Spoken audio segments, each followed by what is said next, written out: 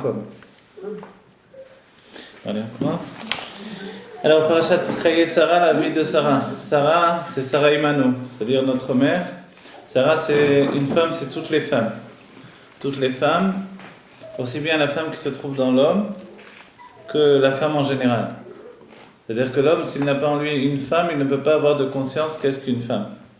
Et pour avoir cette conscience qu'est-ce qu'une femme, donc il faut qu'il puisse être à même de considérer sa femme comme une partie de lui-même. Et c'est pour ça que Dieu a donné comme une injonction dans l'homme une femme qui est en lui. Cette femme qui est en lui, c'est une femme qui est à la fois une femme et une mère. La mère, c'est quoi? C'est la mère des enfants à venir, mais c'est aussi la mère dans sa situation générale. Il y a une petite fille qui vient au monde et déjà là, une nature de mère. Et cette nature-là, c'est la nature de savoir, en fait, s'occuper de quelqu'un d'autre. S'occuper de quelqu'un d'autre, c'est donner de la tendresse, une tendresse qui est la tendresse qui vient du corps, aussi bien que la tendresse qui vient de l'âme, et plus précisément la fusion entre le corps et l'âme. Et c'est toute la précision sur l'âme même de Sarah, Sarah Imanu, puisque le Zohar va comparer Sarah à toutes les femmes, et puis également au corps du peuple juif. Si bien que si on compare Sarah à toutes les femmes, évidemment c'est lié aux femmes, les femmes d'Israël, et même peut-être les femmes de l'humanité, puisque on verra que toutes les religions viennent du peuple juif, donc tout ce qui amène le monde à se tourner vers Dieu, mais également, puisqu'elle représente le corps, alors elle représente également le corps de chacun, y compris le corps des hommes. Et Abraham, lui, représente l'âme, et de ce fait-là, il représente l'âme de tous les hommes, et donc y compris l'âme des femmes. En réalité, donc, on a un couple qui est non pas fait d'un homme et d'une femme uniquement, mais d'un corps et d'une âme. Et comme ce sont des âmes générales, forcément, elles entraînent une structure qui va être à même de nous construire chacun d'entre nous. Maintenant, si vous vous rappelez, dans les cours précédents, on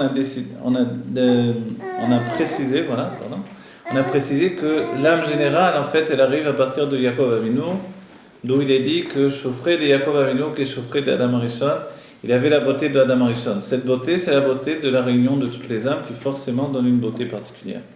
Ceux qui donnent la beauté, et dans cette paracha, on apprend cet enseignement. Pendant des années, j'ai enseigné ça, et c'est important de se le rappeler. Il y a deux sortes de beauté, la beauté perfection et la beauté qui vient de l'harmonie entre le corps et l'âme. L'harmonie entre le corps et l'âme, c'est la beauté qui vient du travail du couple. Cette beauté particulière qui vit sur le visage de l'homme et de la femme lorsque l'homme et la femme vivent en harmonie, c'est-à-dire en simplicité, en fusion. Le fait que l'un a confiance en l'autre et que l'autre a confiance en l'un. Vous avez compris qui était l'un, qui était l'autre.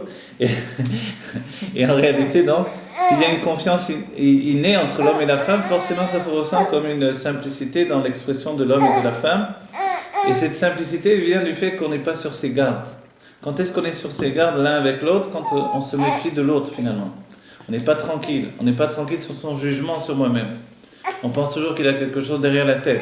Alors forcément, on n'est pas dans une situation de tranquillité. Mais quand par contre, on sait que l'autre m'accepte tel que je suis et que moi je l'accepte tel qu'il est, finalement il y a une tranquillité qui s'installe, et cette tranquillité c'est exactement la situation d'un corps et d'une âme qui rentrent en fusion. Qui rentrent en fusion, normalement on dit qu'ils sont en fusion l'un et l'autre. Quand je dis rentrent en fusion, on dirait une sorte d'expérience nucléaire. Mais la fusion entre le corps et l'âme, ça nous paraît simple, mais évidemment c'est pas aussi simple. Si bien que la préparation à la venue d'une âme dans le corps, ça prend beaucoup de temps. Ça prend quelquefois des vies entières pour que l'âme et le corps arrivent à fusionner. De la même manière, pour que des couples arrivent à fusionner, à se réaliser en étant une même entité, c'est-à-dire que des couples puissent atteindre une simplicité de vie, forcément ça prend des vies entières. Et dans une vie même, ça prend également des allées-venues, ça prend également des couples et des couples qui se défont également pour atteindre une fusion. Évidemment, tout ça, on peut l'atteindre également dans la pureté familiale, puisque le propre de la pureté familiale, c'est de à la fois s'unir et se détacher pour s'unir à nouveau. Ce cycle de s'unir et se détacher pour s'unir à nouveau, c'est tout le chidouche même de ce qui s'appelle l'Eitralkut pour la fusion qui viendra après. L'Eitralkut, le terme veut dire la séparation pour ce qui va entraîner la fusion. qui viendra après la séparation. Deux êtres séparés vont s'unifier, mais lorsqu'ils s'unifient réellement, ils dévoilent que même lorsqu'ils étaient séparés, ils étaient unis. Et c'est tout l'enseignement qui est donné dans la pnimiout, l'intériorité même de la pureté familiale d'après le judaïsme, se séparer pour mieux se souder, pour mieux s'unifier. Et cette unification, elle n'est plus basée simplement sur une unification du corps, elle est également basée sur une unification de l'âme. Mais il ne faut pas se tromper là-dessus, c'est quand le corps s'unit que l'âme s'unit totalement également, si bien que les deux fusions sont essentielles. Et c'est pour ça que dans les lois de la pureté familiale, alors, il faut être prêt à s'unifier à l'autre, et cette préparation pour la femme, c'est la manière qu'elle possède d'ôter tout ce qui l'empêcherait d'avoir une fusion avec l'eau. On va se dire quel est le rapport entre l'eau et le mari, puisque ensuite elle va s'unir à son mari. Et en réalité, on verra qu'il ne doit pas y avoir de chatzitza entre le corps de la femme et l'eau, parce que finalement l'eau, ça représente la Torah, mais ça représente également le corps de la femme elle-même. Elle pénètre dans son propre corps, elle pénètre dans la source de son propre corps. Mais on peut dire, objecter une chose importante, c'est que normalement la source de la femme c'est la rigueur, et que la source de l'homme c'est la générosité. Donc si elle pénètre dans l'eau du mikvé, on pourrait dire elle pénètre dans l'eau qui est l'image même de la générosité, tandis que la rigueur c'est l'image du feu. Et le feu, vous savez quelle est la nature du feu? La nature du feu, dira le Rabbi, dans des Marmarim, c'est de séparer les éléments.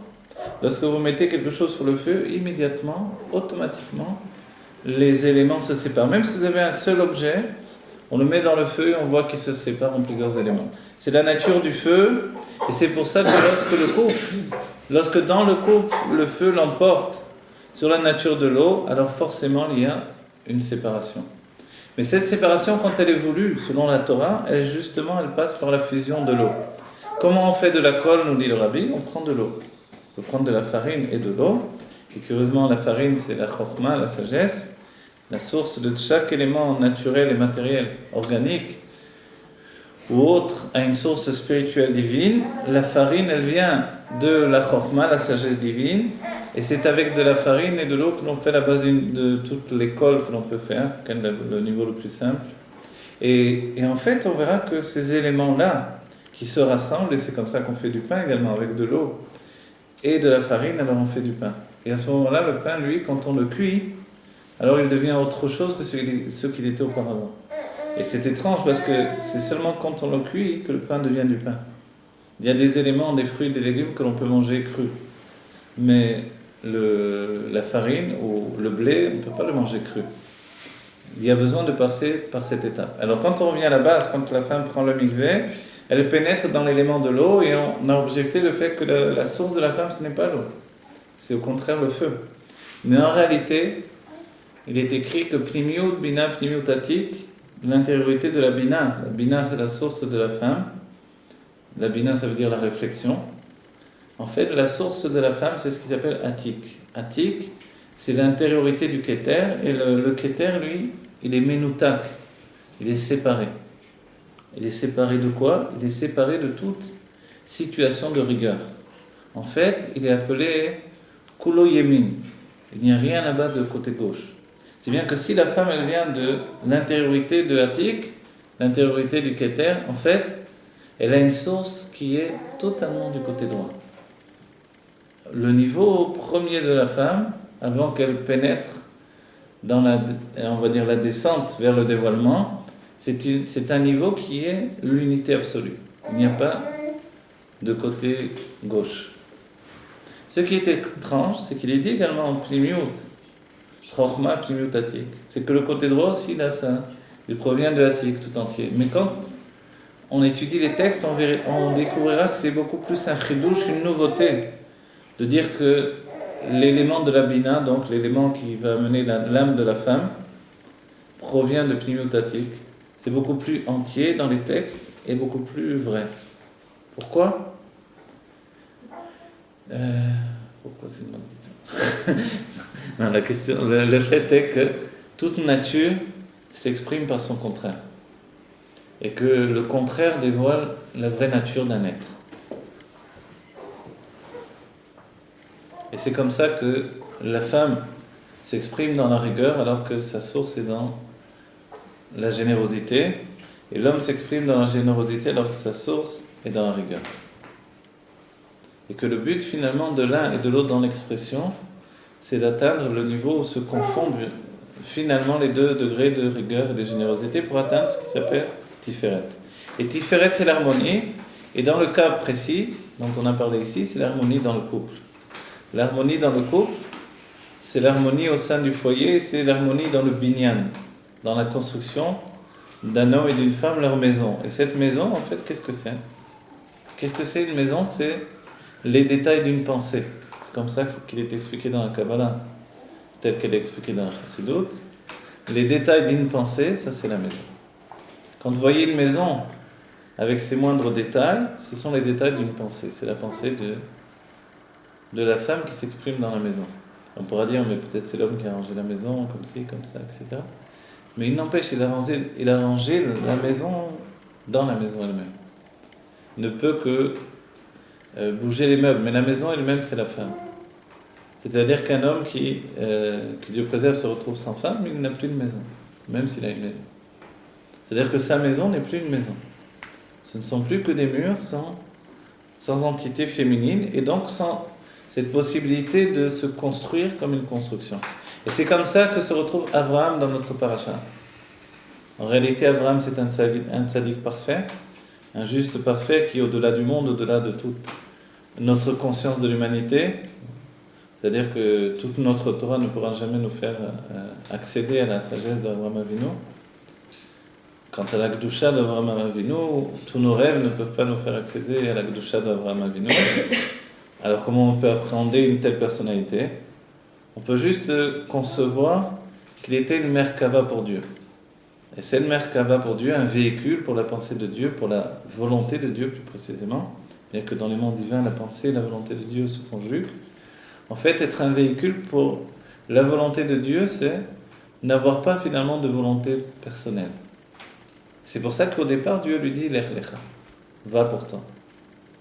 Et en fait, c'est très mébalbel, c'est très déroutant. Parce que l'on dit qu'une personne n'a pas de pensée propre et qu'on lui dit « Va pour toi », alors il ne sait pas où aller, il ne sait pas quoi faire.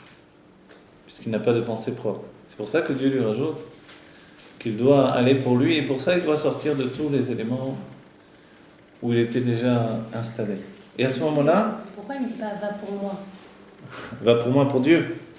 Parce que justement, c'est la construction de l'être indépendant qui se dévoile avec Abraham Avinu. L'humanité, on se rappelle, il y avait une grande ardoute de l'humanité, une grande unification des hommes à la tour de Babel, et Abraham était contemporain de la tour de Babel.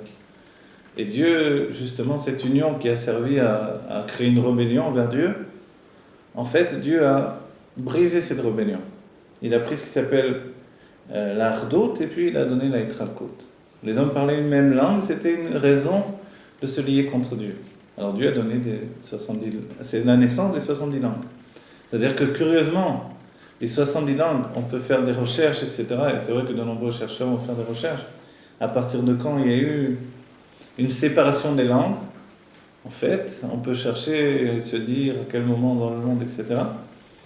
C'est simple pour nous, d'après la Torah, c'est à partir de la tour de Babel, à partir du moment où Dieu est descendu et a donné les 70 langues. C'est-à-dire, comme l'on dira ensuite, les 70 facettes de la Torah, qui vont être à la source même des 70 langues, en fait.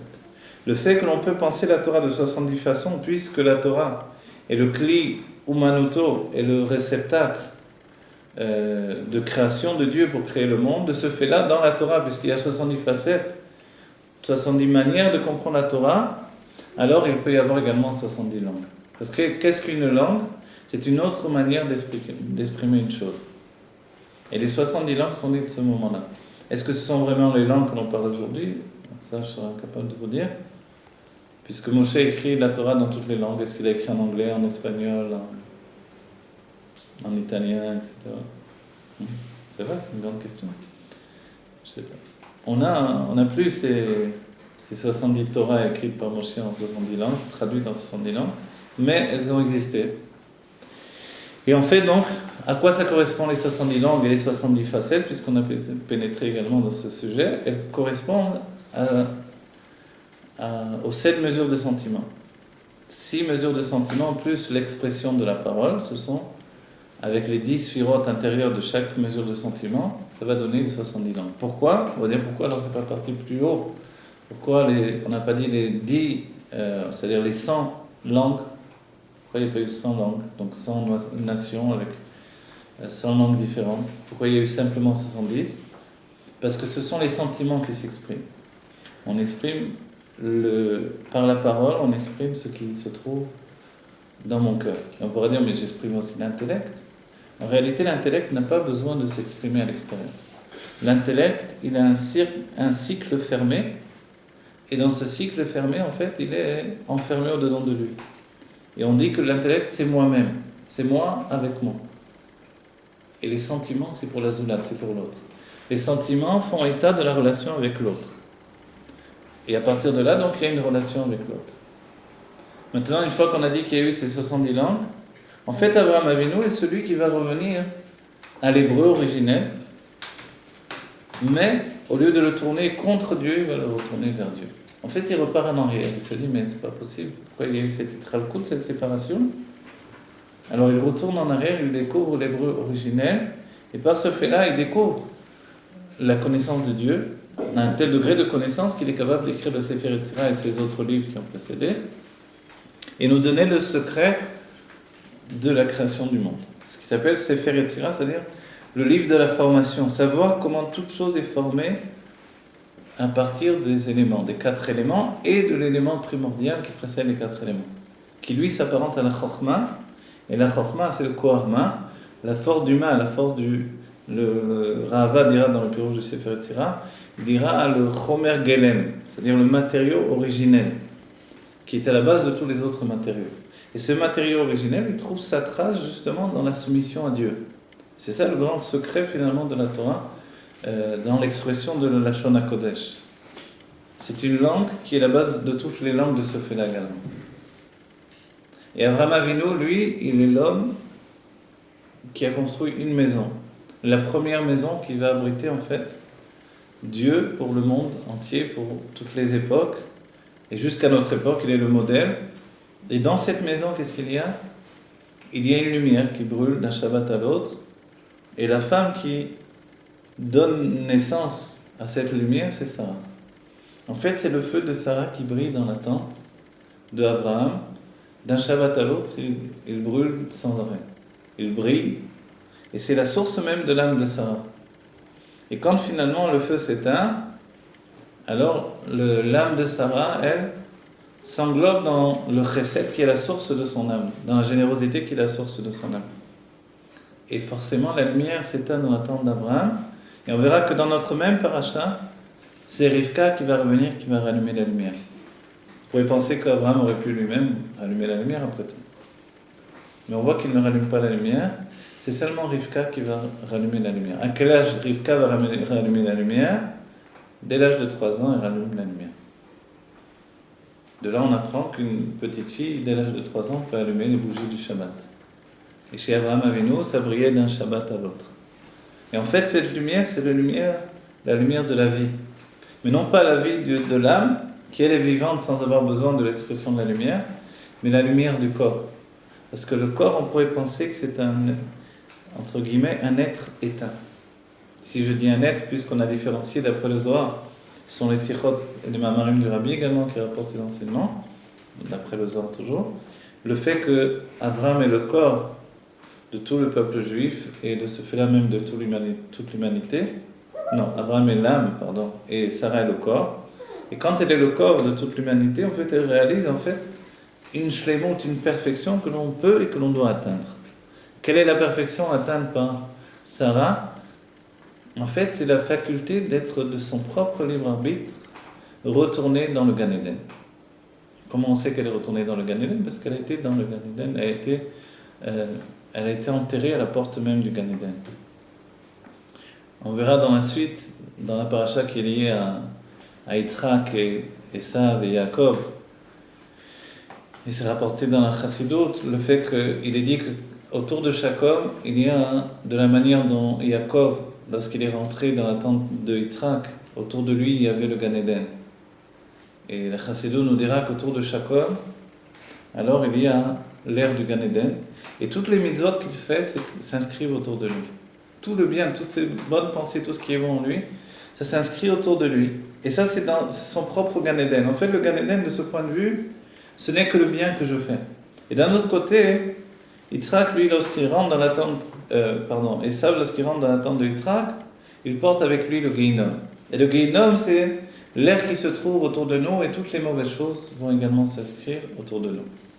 L'un va m'entraîner vers la chute, et l'autre va m'entraîner vers l'élévation. Et en fait, ça dépend de nous. Ça dépend de nous, et la notion du Gan Eden, vue de cette manière-là, il peut se trouver n'importe où. Dans la maison où l'on vit, dans la maison de Sarah, de Rivka, et de chacune des enfants d'Israël, dans la maison de Rachel, Imano et de Léa, de toutes les Imarot. Et ça, cette faculté de donner que notre maison soit un Gan Eden, c'est de retrouver également, non seulement évidemment la langue originelle, mais l'âme originelle. L'âme originelle, c'est de concevoir que, en se simplifiant au maximum dans notre vie, on arrive à atteindre un dépassement du problème de notre vie telle qu'on la vit au quotidien. On va dire là, c'est l'aspect psychologique des choses.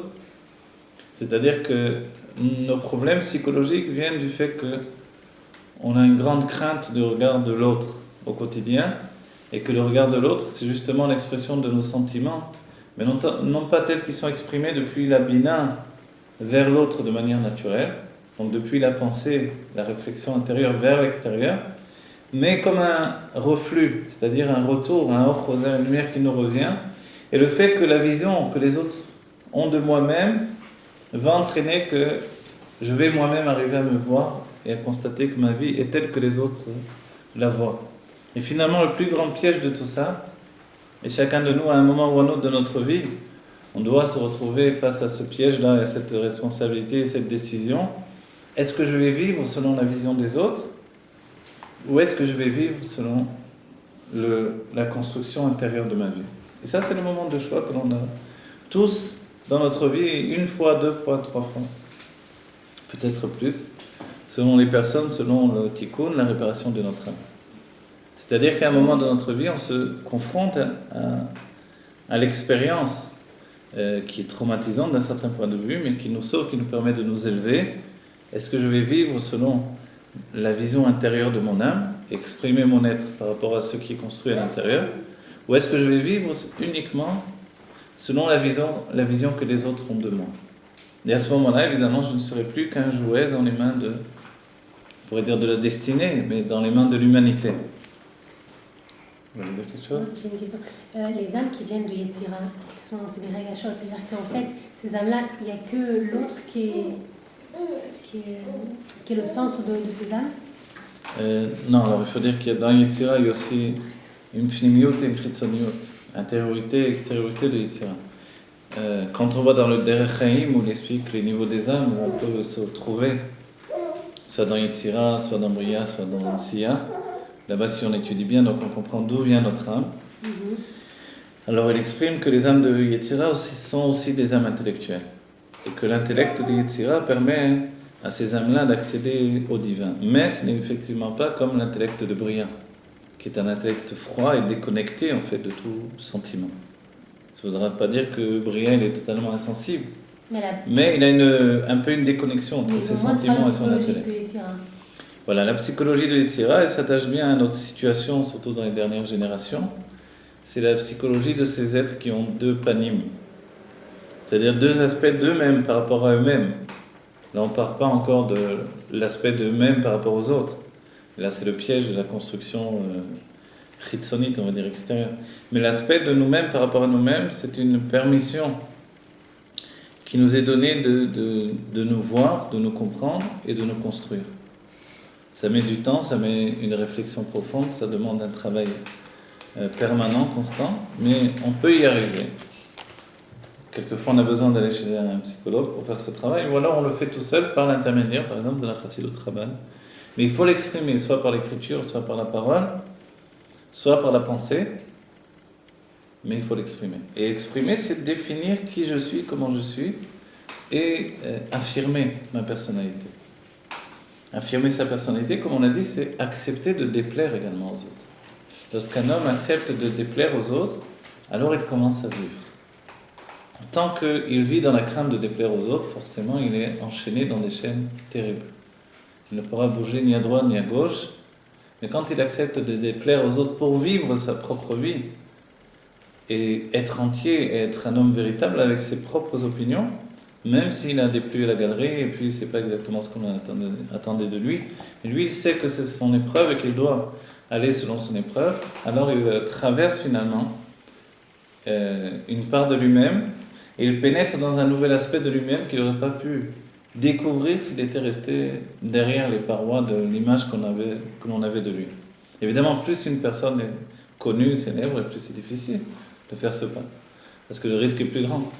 Quand il y a 3 personnes qui parlent de vous, quand il y a 100, quand il y a 1000, quand il y a le monde entier qui parle de vous, c'est une autre histoire. Imaginez Abraham Avinu confronté à ce problème, lorsqu'il était devant la Akedah, il savait bien que les yeux du monde étaient braqués devant lui à chacun de ses pas, à chacune de ses actions. Tout à coup, Dieu lui demande de faire exactement le contraire de tout ce qu'il avait prêché toute sa vie, tout ce qu'il avait demandé aux hommes toute sa vie. C'est-à-dire vivre avec le respect de la vie. Et empêcher l'humanité de se détruire, de s'auto-détruire. Comment on s'auto-détruit? Entre autres choses, à son époque, c'était de brûler des enfants pour tuer des enfants, brûler des enfants pour des avodazara, pour des idoles qui n'avaient pas d'âme. Et tout à coup, Dieu lui demande, alors qu'il luttait de tout son être contre cette autodestruction de l'être humain, tout à coup, il a dû se confronter à ce même choix. On va dire,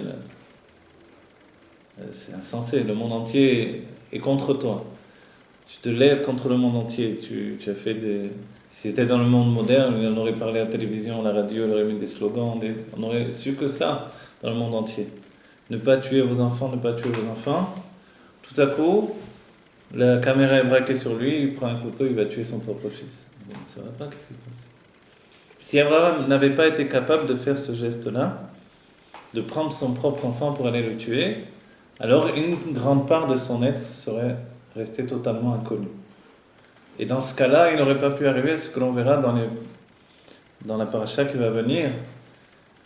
C'est le fait que Avraham ba bayamim, Avraham vient avec ses jours. Et en fait, déjà dans cette paracha, c'est pas besoin d'attendre même la paracha à venir. Avraham ba bayamim, il vient avec tous ses jours. Tous ses jours sont entiers parce qu'il connaît tous ses jours. Dans l'humanité, il y a des milliards de personnes qui ne connaissent pas du tout leur vraie, véritable personnalité. Pourquoi? Parce qu'ils n'ont jamais osé passer le cap qui les sépare finalement du reste de l'humanité. Mais on a vu qu'Abraham, du départ, il était prêt à aller contre l'humanité. Et c'est pour ça que Dieu lui dit, va pour toi. Et c'est un enseignement pour chacun d'entre nous, va pour toi. Si tu n'es pas capable d'aller pour toi, alors tu es mort, tu es éteint. Tu t'éteins tous les jours un peu plus, jusqu'à devenir finalement un individu dans la masse. Dans notre génération, on découvre combien l'individu est capable de transformer le monde et d'apporter la Géoula. Mais pour ce faire, il doit être capable de déplaire à la galerie. Voilà. Mais c'est du yesh, non? Le mouvement d'être bactérie, de pas exister en fait. Pour le fait d'être yesh, non, le fait d'être... Aller pour soi, c'est exister, c'est... Mais ici, justement, comme on a dit, comme Abraham Avinu était une merkava pour Dieu, le fait que Dieu lui ait dit « Lech lecha », pour chacun d'entre nous, ça aurait pu suffire. S'il était du yesh, alors il aurait dit « D'accord, je vais pour moi, je sais ce que j'ai à faire ». On voit que Dieu doit lui préciser « Lech lecha mi bet avicha, mi molatecha, mi artsecha », tout ça. De ta terre, de la maison de ton père, Pourquoi tout ça? Pourquoi il faut lui préciser? Il faut lui préciser de tous les niveaux où il doit sortir. Pourquoi? Parce que lui-même, il ne sait pas finalement. Et quand il enlève tous ses vêtements, qui sont une autre facette de lui-même, parce qu'il est à la fois le fils, attentionné par rapport à son père, et respectueux, malgré qu'à une époque, il a cassé toutes les idoles que son père vendait. Et puis, en même temps, il est cet homme d'une terre particulière.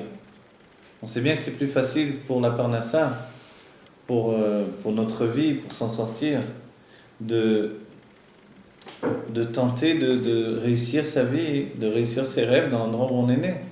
Parce qu'alors, c'est simple, les choses elles vont plus facilement. Un homme est né dans un endroit, il a étudié dans un endroit, il a fait des études dans un endroit, il va prendre un métier dans un endroit, et les choses vont naturellement. Ce que l'on découvre quand on vient en Eretz Israël, on découvre que c'est beaucoup plus facile pour les Israéliens que pour nous.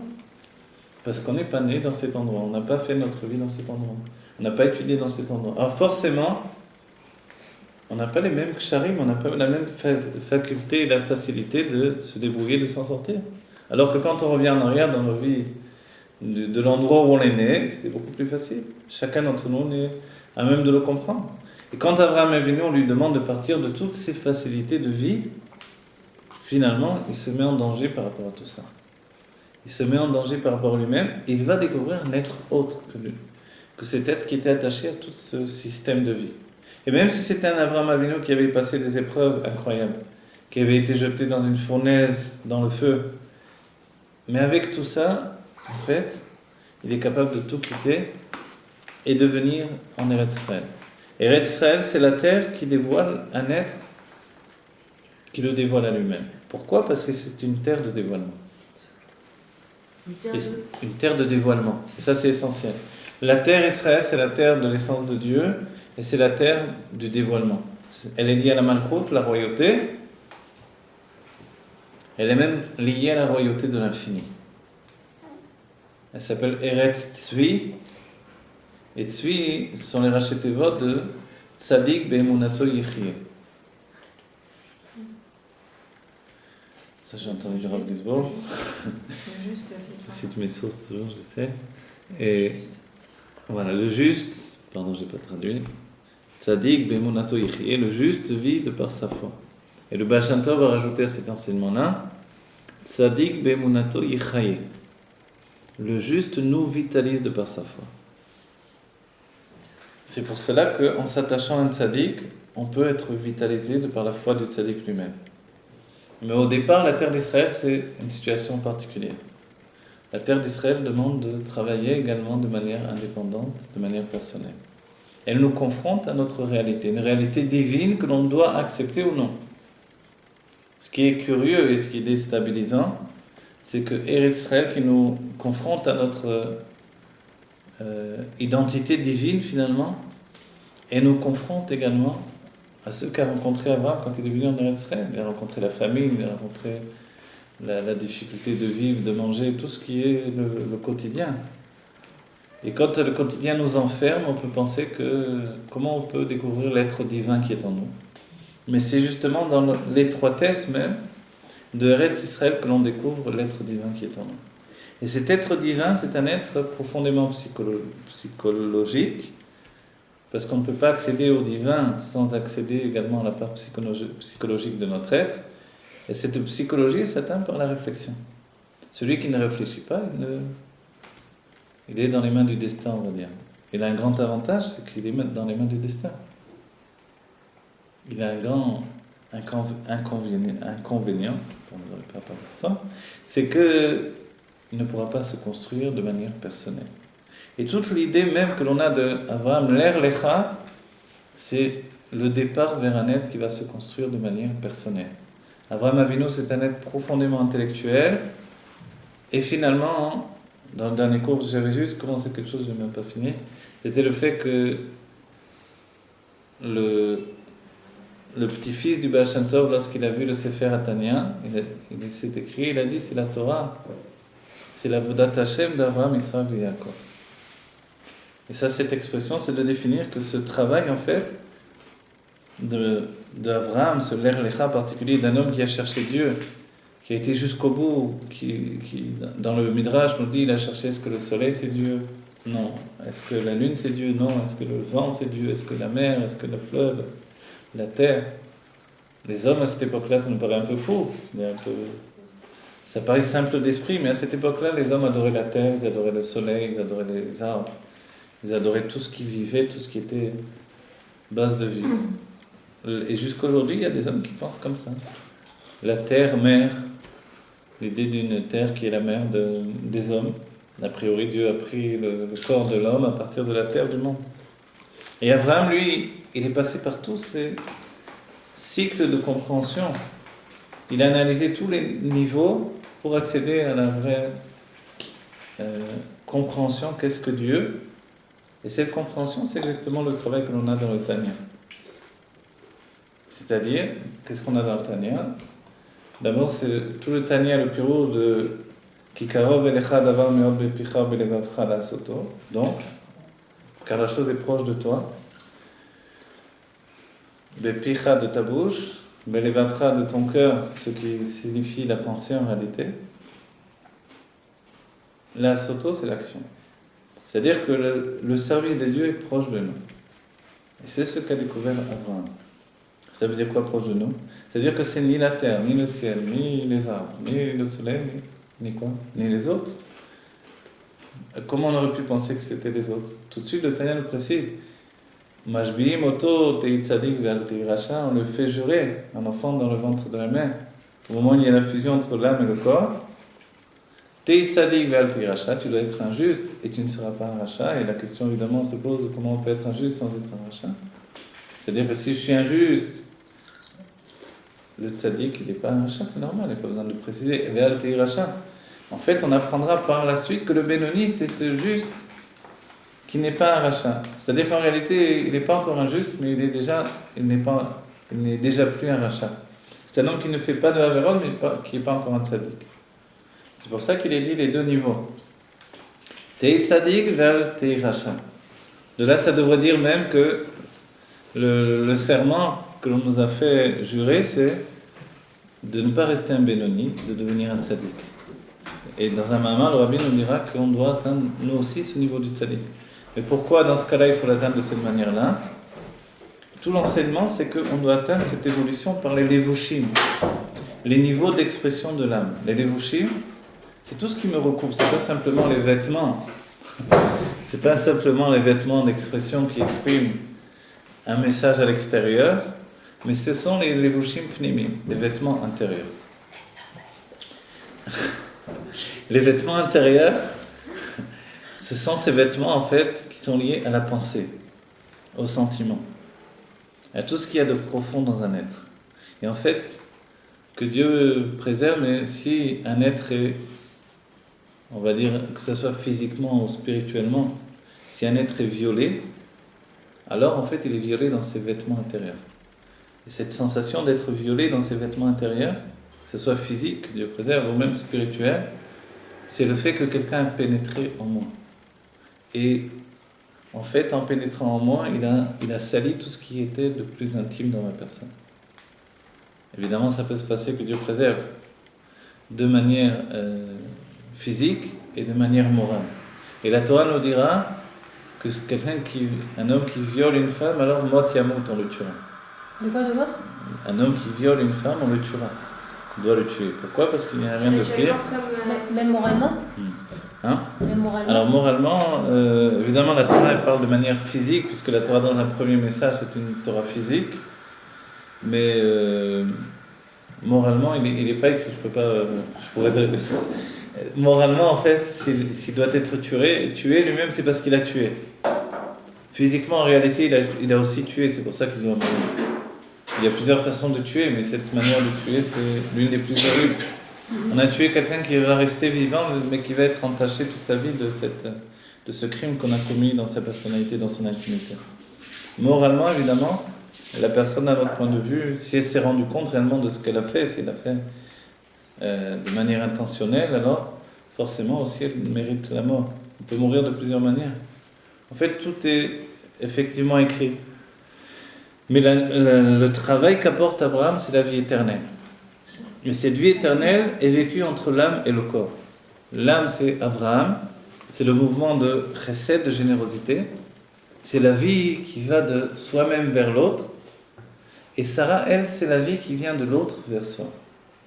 Et en réalité, qu'est-ce qui fait que Sarah, elle attire tellement les hommes, tous les hommes, qu'elle était tellement belle, qu'elle avait une beauté parfaite, comme la beauté de Chava. Cette perfection de Sarah, c'est la beauté du fait qu'elle est capable de comprendre chacun. Elle est capable d'accepter chacun. Elle est capable finalement d'assimiler le regard de chacun et de dévoiler à chacun sa propre beauté. Et dans ce cas-là, tout le monde la trouve belle. Quand on trouve quelqu'un de beau, c'est que nous-mêmes, finalement, on porte en nous cette beauté et qu'on est capable de la voir chez l'autre. Si on n'est pas capable de voir la beauté chez l'autre, c'est qu'on ne porte pas en soi cette propre beauté-là. Et la faculté de voir la beauté chez un autre, c'est un don. Il y en a qui sont Il y a oui. Il y a des personnes qui ne sont pas capables de voir la beauté chez les autres. Mais dans le fait d'être beau ou moche, on a dit il y a deux sortes de beauté. Il y a la beauté de perfection qui est comme le canon grec d'une beauté qui fait de mesures. Et cette beauté viendra d'être comme Chava. Et par rapport à Chava, toutes les femmes sont comme des singes, y compris Sarah. Et ensuite, Sarah était tellement belle qu'à côté d'elle, toutes les femmes sont comme des singes également. C'est-à-dire qu'il y a des beautés perfection qui sont écrasantes, comme la beauté de Yaakov Avinu, comme la beauté de Yosef. C'est une beauté divine, c'est une beauté de perfection absolue. Mais on ne peut pas prétendre à cette beauté chacun d'entre nous. Parce que il y a la vie, parce que la perfection, alors, elle n'est pas de ce monde a priori. Mais à quelle beauté on peut et on doit prétendre, c'est la beauté de l'harmonie entre le corps et l'âme. Et dès le moment où on s'est marié, on comprend bien que la beauté de l'harmonie entre le corps et l'âme, elle doit venir du couple. Le corps qui est la femme et l'âme qui est l'homme. Et la fusion des deux, ça donne une beauté particulière. Cette beauté, c'est l'équilibre que l'on a dans notre vie. Elle ne peut s'atteindre que par la simplicité. Plus on se simplifie, plus on a une beauté naturelle. Comme l'enfant. Et la beauté, à nouveau, elle n'est pas faite de la perfection des mesures physiques, mais elle est faite de la perfection des mesures morales. Et alors, l'homme, le corps devient un réceptacle d'expression de cette beauté morale que l'on porte en nous.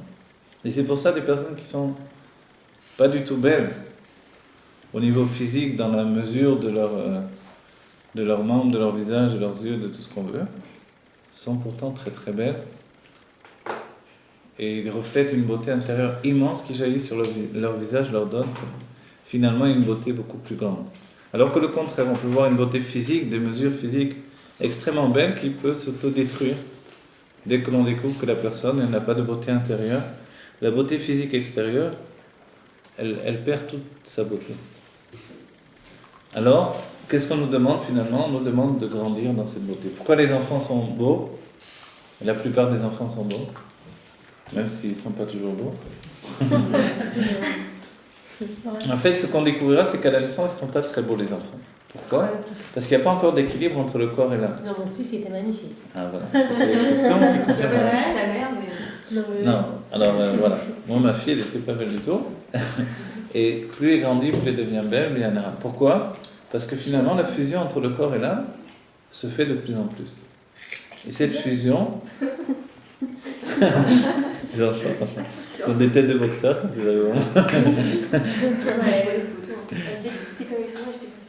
Créature. Mais petit à petit, l'harmonie, elle vient. Et l'enfant, ensuite, il devient très très beau. Tous les Si enfants l'enfant, il est beau comme ça quand il est né. Alors, c'est déjà qu'il y a une harmonie entre le corps et l'âme. Et l'âme, c'est le mot. Sans doute du mérite de la mère en particulier. C'est vrai. Non, c'est vrai. De la fusion qu'il y a entre le père et la mère, dans la fusion qui existe entre le père et la mère, l'enfant peut être déjà beau en fait, mais plus l'enfant viendra, on va dire, d'une conscience éloignée, plus il faudra un peu de temps pour s'harmoniser avec son corps. Donc ça dépend tout simplement. Si l'expression du divin est dans un niveau de simplicité, alors peut-être que l'enfant peut être beau tout de suite. Mais ensuite, on comprend bien dans l'idée que l'on a développée ici, c'est l'harmonie de la fusion entre les deux. Et on peut dire alors, dès le moment où Abraham a enterré Sarah, peut-être qu'il a perdu toute sa beauté. On n'imagine pas qu'Abraham était moche, était laid. Non, il était d'une grande beauté. Et cette grande beauté d'Abraham venait de la fusion entre son corps et son âme. Et on a dit une chose incroyable, si on se rappelle dans les shiurs précédents ou dans d'autres shiurim, c'est que les sages nous disent que quand on voyait Abraham, son âme dépassait de son corps. Abraham Avinu, il n'avait pas forcément une fusion telle qu'on entend à notre idée et à notre époque du corps et de l'âme. C'est bien quand on voyait son corps, on voyait son âme. Comme il avait une âme démesurée, elle dépassait de son corps. Et on le voyait avec son âme physiquement, on découvrait également son âme en même temps. C'est pour ça qu'à son époque, on a voulu faire de lui une Avodazara, une idole. Surtout quand il est sorti du feu, alors, forcément. Mais, donc alors, qu'est-ce qui va se passer une fois qu'Abraham a enterré Sarah?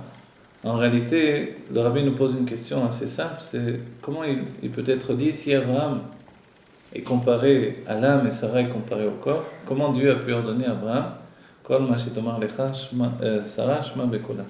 Comment c'est possible que tout ce que Sarah t'a dit, tu écouteras sa voix? Comment ça se fait? Si on écoute la voix du corps, on est bien compte que dès le matin, on ne va pas se lever du lit. Donc la journée est plutôt mal partie. On va se lever vers les 11h, midi, un truc comme ça, tranquillement, en train de bailler. Qu'est-ce qu'on va faire après? On va aller manger quelque chose. Et etc., etc. Et toute la journée va finir comme ça finalement. Donc si on écoute son corps... Les animaux en fait. Voilà, si on écoute son corps, effectivement, il y a une loi immuable du corps, c'est que le corps va vers le corps. Le corps aime la matière et il va vers la matière.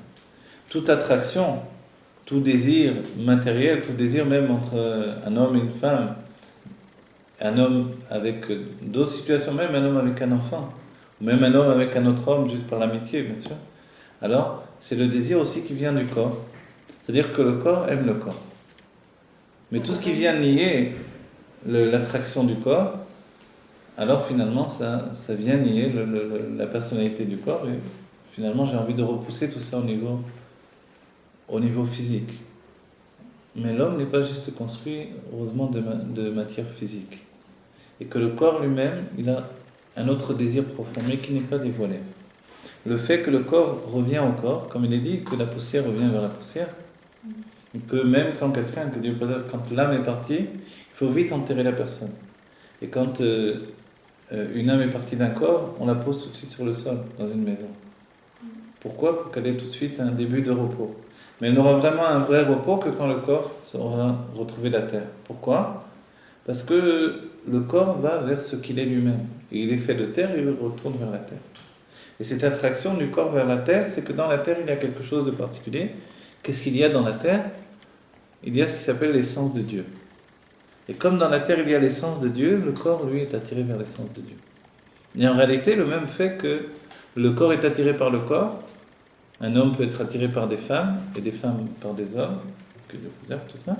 Alors, forcément, c'est par le fait que le corps est attiré par le corps, mais qu'est-ce qui est le but inconscient de tout ça? C'est l'essence de Dieu qui se trouve dans la matière. Et l'essence de Dieu elle-même, c'est une des découvertes d'Adam Rishon, au moment de la faute. Et une conscience d'après la faute, en fait. Ce qui est très mébalbel, en fait, ce qui vraiment nous trouble et nous entraîne vers la chute de la matière si elle n'est pas élevée par l'âme elle-même. L'âme, elle a pour travail d'élever la matière du corps, parce que le corps, lui, est attiré par la matière. Et que, de par lui-même, son cycle qu'il attire vers la matière, le tend vers l'autodestruction. Vous avez compris? C'est un peu un cercle intérieur des choses. Oui. Je précise encore, si vous voulez. Et si on parle de l'âme et du corps, le corps, il a son propre message, il a son propre chemin. Et l'âme, elle a son propre message, elle a son propre chemin. Mais l'union du corps et de l'âme doit faire un couple. Le couple d'Abraham et Sarah. Et cette union, c'est le fait que l'âme va élever le corps vers le haut et que le corps va entraîner l'âme vers le bas. On va dire, mais c'est bien que que l'âme entraîne l'âme vers le haut, mais que le corps soit celui qui entraîne l'âme vers le bas, a priori, c'est pas très bon. Mais comment on pourrait faire Torah et Mitzvot si on n'avait pas le corps? Donc en fait, c'est par la découverte de la grandeur du corps que l'âme peut s'élever également. Comment elle va s'élever? Non plus à la manière dont elle s'élevait auparavant de manière spirituelle, mais également de manière matérielle. Parce qu'on va dire à quelqu'un, de manière spirituelle, je te donne tout l'argent que je possède. Mais quand on va à la banque, s'il n'y a pas d'argent à la banque, on va dire, bon, c'est très joli, mais tu m'as rien mis à la banque. Alors, donc on voit bien que ça ne suffit pas. De manière spirituelle, je te nourris, je te donne, d'accord, mais donne-moi quelque chose à manger, donne-moi un verre d'eau, quelque chose. Et cette faculté d'Abraham de donner à chacun à manger et d'accueillir chacun, c'était de réaliser en fait l'avantage du corps sur l'âme. Et c'est parce qu'il était un homme qui était lié à l'âme et qu'il venait et représentait l'âme en fait de l'humanité, qu'il était occupé à donner de la nourriture au corps. C'est bien que quand Dieu se trouve avec lui dans la paracha précédente, il vient de faire la Brit Mila sur son corps, pour faire que son corps soit également un outil de Gdusha. Et tout à coup, il se trouve avec la Shrina, Dieu est avec lui. Il va abandonner la Shrina pour aller courir vers 3 hommes qu'il voit venir, qui sont des Aravim. Des Aravim, des hommes qui faisaient Avodah Zarah en se prosternant vers la poussière de la terre. Et on voit bien, ils se prosternaient. Pourquoi Dieu a envoyé ces hommes-là? Parce que le sujet se trouve entre la poussière de la terre et au contraire, cette lumière qui s'élève vers le haut.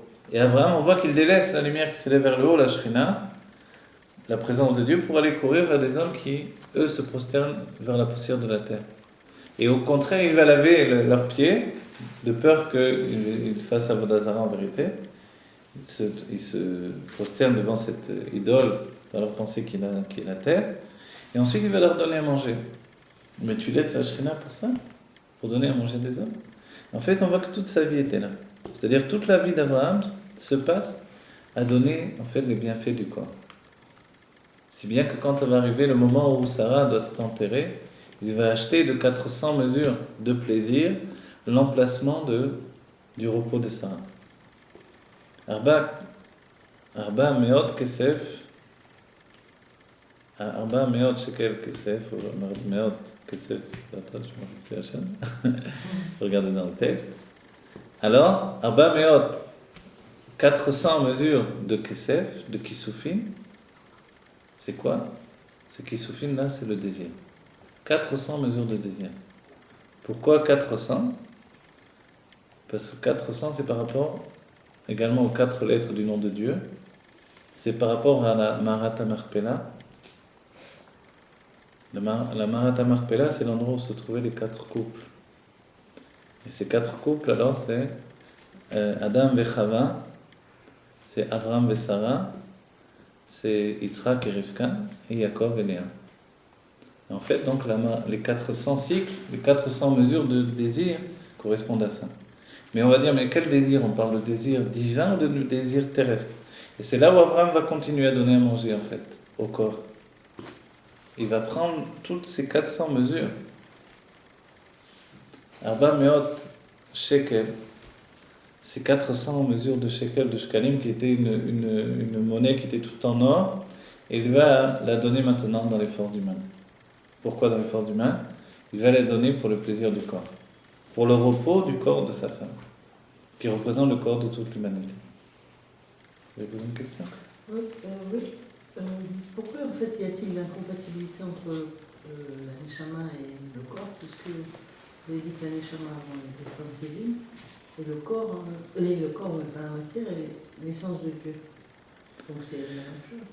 Non, c'est pas du tout la même chose parce que la Neshama, elle vient pas de l'essence justement. La Neshama vient du Or Ein Sof, de la lumière infinie de Dieu, mais le corps, lui, vient de l'essence. Le corps, il est lié à l'essence qui est beaucoup plus élevée que la lumière infinie de Dieu. C'est-à-dire la lumière infinie de Dieu, c'est la lumière qui vient du haut vers le bas. C'est cette lumière qui se trouve dans les mondes divins. Le monde de Hatzilut, le monde du Ein Sof, le monde infini. Tandis que le monde de la matière, c'est un monde à part entière. Et ce monde à part entière, en fait, il ne peut pas exister comme une résultante de toute la construction des mondes divins. Alors qu'il devrait être la finalité de la construction des mondes divins, spirituels. Au bout du compte, il y a le monde de la matière qui apparaît.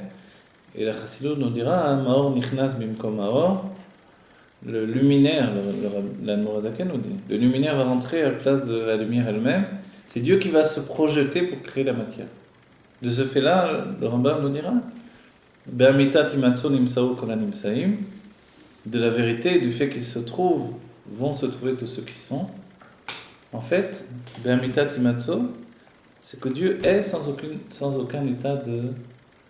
Enfin, il amène même, pas seulement qu'il est sans aucun état de création, c'est que le monde existe sans aucun état de création. Je vous traduis, Be'amitat imatso, de la vérité de son...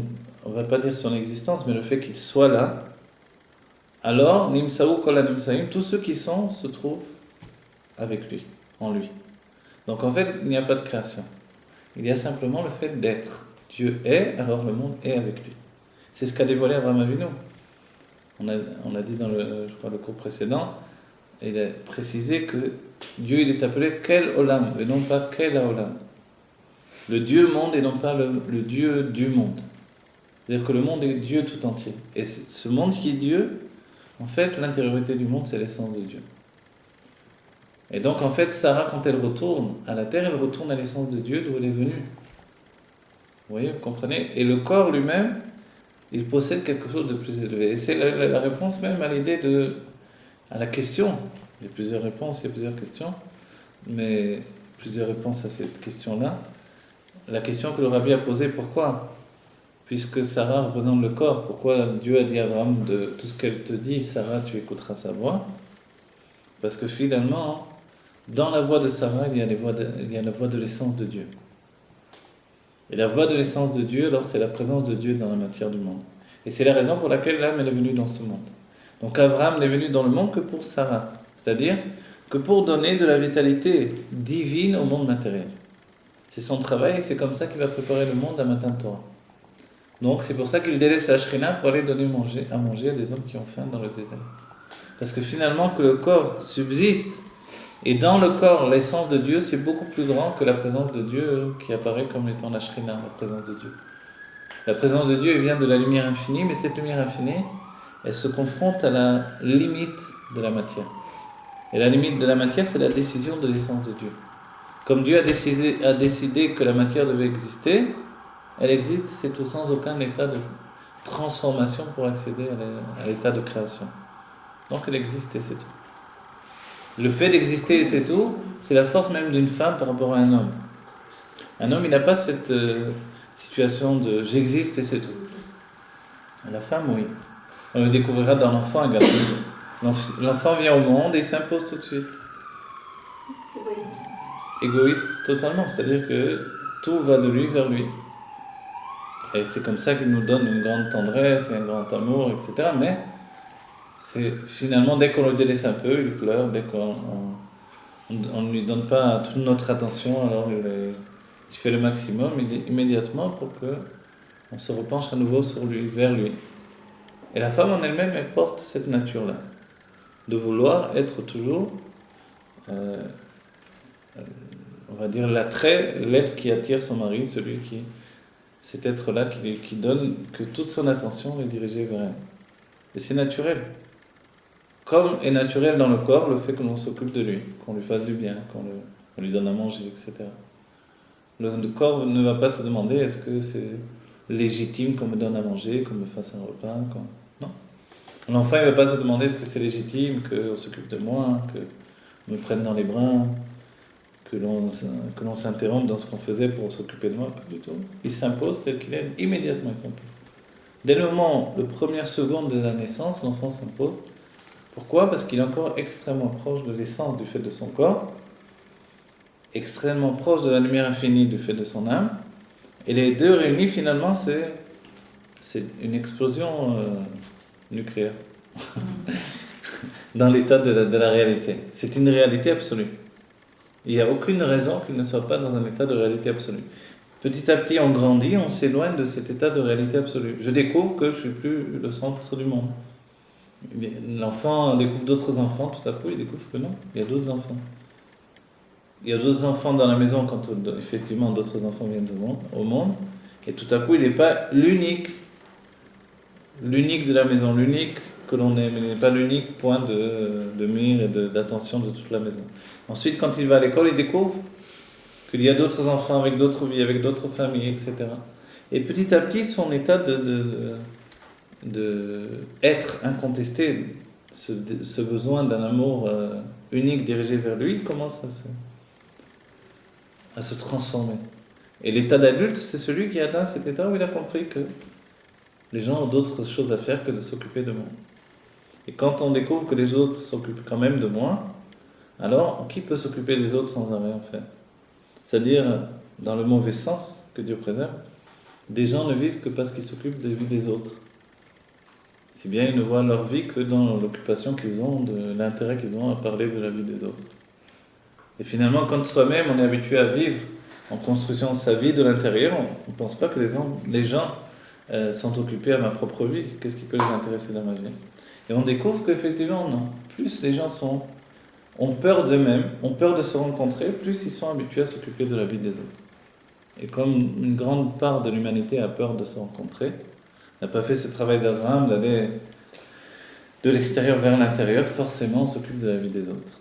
Et là on s'occupe de la vie des autres, de comment ils vivent, comment ils font, comment... Quoi qu'il y a beaucoup de recherche personnelle dans cette génération. Heureusement. Heureusement, il y a un retour à l'état de la recherche personnelle et en soi, c'est déjà un dévoilement de la Géoula qui arrive. La Géoula, ça sera la richesse de l'individu.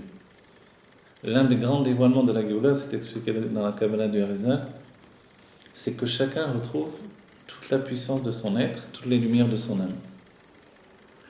Par exemple, le père donne son nefesh à l'enfant, le Rav donne son roir à son élève, mais au moment de la Géoula, ce roi revient au maître. Le roi, c'est une part de son âme. Le Nefesh, c'est une part de l'âme du Père. Et chacun retrouve ce qui lui appartient. En fait, toutes les âmes deviennent des âmes complètes. Et on n'a plus besoin finalement de l'autre. Aujourd'hui, Dieu a fait que l'on a besoin sans arrêt les uns des autres. C'est un cycle de vie où on est obligé de vivre ensemble les uns les autres. Et de se supporter et finalement de s'aider, de s'entraider ou alors de s'autodétruire. Naturellement, on travaille à s'autodétruire. Quand on devient un être sensé, on travaille à s'entraider. Mais il y a une part de nous-mêmes qui ne supporte pas l'autre. Quelle est la part de nous-mêmes qui ne supporte pas l'autre? C'est le corps. Le corps, il ne supporte personne. De par son corps, un homme ne supporte pas ni sa femme, ni son ami, ni son voisin, ni personne. Alors comment, à nouveau, il faut écouter Sarah plutôt qu'Abraham?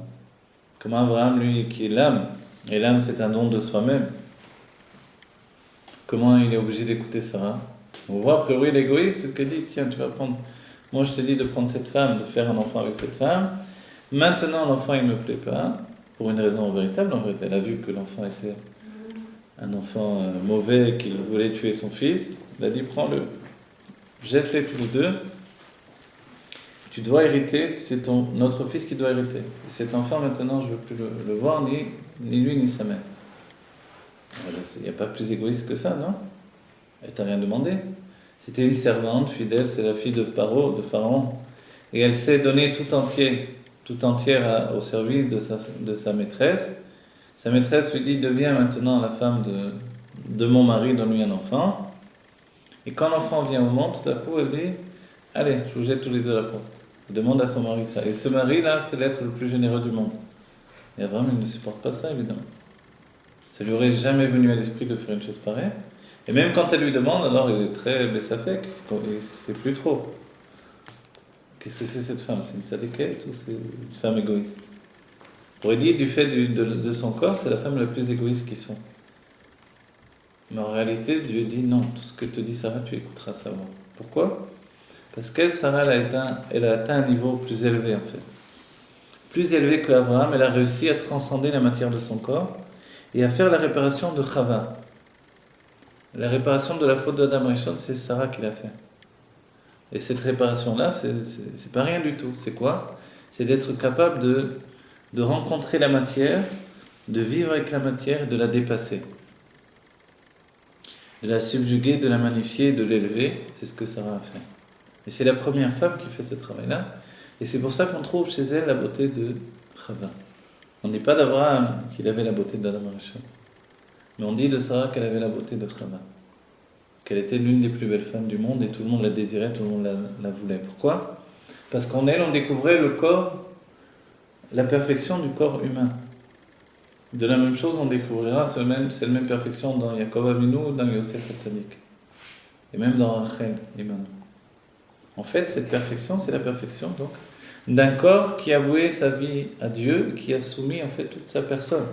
C'est-à-dire le même désir du corps qui dit j'ai faim, j'ai envie de ci, j'ai envie de ça. Chez Sarah, c'était un corps qui désirait Dieu. Et pourtant, elle reste tout à fait humaine, puisqu'on voit que quand les anges lui annoncent la naissance de Yitzhak, elle va rire comme n'importe quelle femme. Et quand ils vont dire mais pourquoi Sarah elle a ri, elle a dit mais j'ai pas ri. Alors que c'est bien qu'elle arrive, c'est écrit dans la Torah. En vérité, donc on voit qu'elle porte toutes les facettes d'une femme comme les autres, qui, dans un moment de panique, va mentir. Alors pourquoi où elle est sa perfection? Sa perfection, c'est que tout en étant elle-même une femme, tout en étant liée à son corps de matière, avec ça, elle atteint la simplicité qui est la vraie perfection.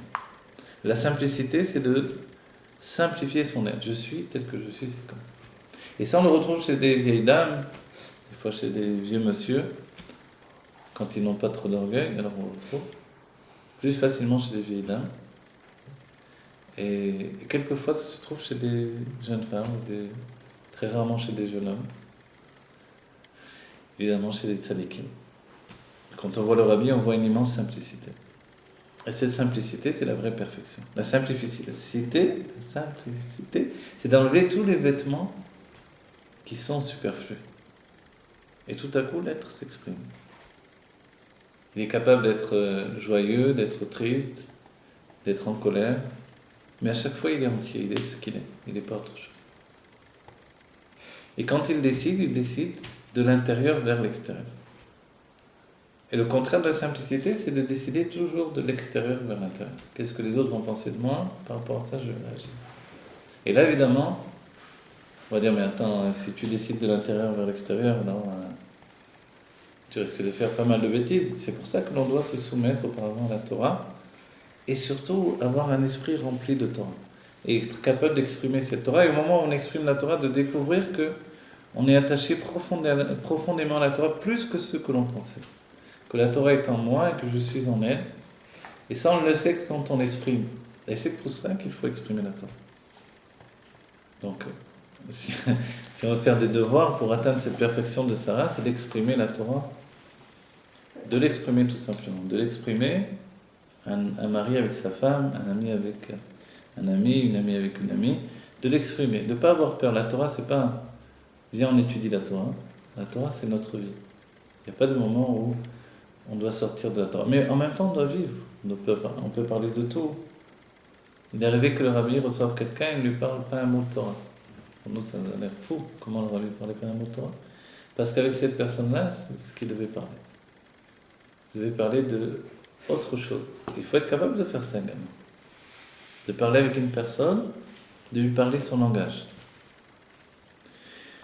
Il faut terminer ce cours. Si on a bien compris, la perfection que l'on doit atteindre, c'est la simplicité de Sarah. Quand Sarah, du coup, qui atteint cette simplicité de l'expression du corps, qui dépasse même l'expression de l'âme, parce que dans le corps peut s'exprimer la volonté de Dieu. Dieu, il a voulu, non pas l'âme, qui est une expression une continuation de la lumière, de l'éclat du divin, mais Dieu a désiré la perfection du corps parce que c'est un état absolu, comme l'essence de Dieu.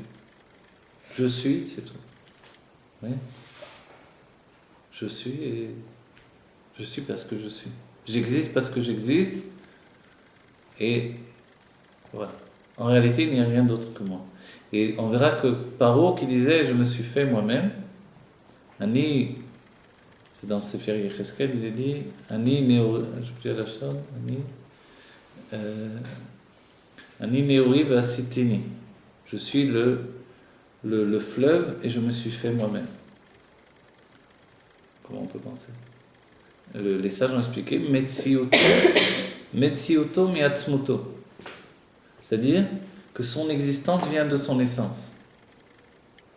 C'est Dieu lui-même en réalité. Comment Paro a pu dire ça? Parce que dans Paro, il y avait l'expression de l'essence de Dieu. Et dans chacun d'entre nous, aussi faux que ça paraisse, notre corps il est construit de cette même situation où finalement dans le corps il y a l'essence de Dieu qui est exprimée. Et c'est pour ça que finalement on dira Ezeul Isha Kshera Isha Kesara Osait Ratson Baala. Quelle est la femme Kshera qui est donc Kasher, Isha Kesara, Kesara Imanu, ou Saratuko, Aosa et Ratson Baala, qui fait la volonté de son mari. C'est qui son mari? C'est Dieu en réalité d'abord. La femme qui est Kshera, c'est la femme qui fait la volonté de son mari. Mais elle fait aussi la volonté de son mari ici-bas. Et dans l'explication chassidique, s'il n'a pas de volonté, elle lui construit une nouvelle volonté. Mais s'il a déjà une volonté, elle va lui faire une nouvelle volonté. Et grâce à ça, l'homme va devenir lui-même. Mais en réalité, la force qu'elle aura de lui apprendre à faire sa propre volonté, la volonté de Dieu et d'avoir une nouvelle volonté, Sarah la recevra d'Abraham. Et la femme la recevra de son mari parce qu'elle n'a mis Gamaklou. Donc toutes les révolutions intérieures qui viendront dans le couple, le travail de la femme sur son mari, viendront du fait que le mari a donné à la femme le matériau d'expression qui lui permettra également de transformer la volonté de son mari. Voilà, que vite on vive la Géoula Mitiva Shlema, que l'on voie Sarah Imanu, Avraham Avinu, et que l'on vive dans un monde de Géoula absolue, où le corps lui-même aura conscience de la présence de l'essence, mais non pas comme une présence qui viendra contredire la lumière infinie de Dieu, mais qu'il y aura une fusion entre l'âme d'Abraham et le corps de Sarah, une fusion entre Dieu et le monde de la matière.